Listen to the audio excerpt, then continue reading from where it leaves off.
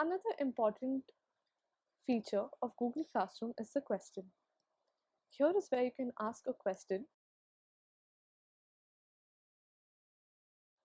Again, you can mark it with some points, or you can leave it unmarked with a due date and the type of question that you want it to be. If you want it to be a multiple choice, then you can just feed in the number of options, or you can leave it to be a short answer.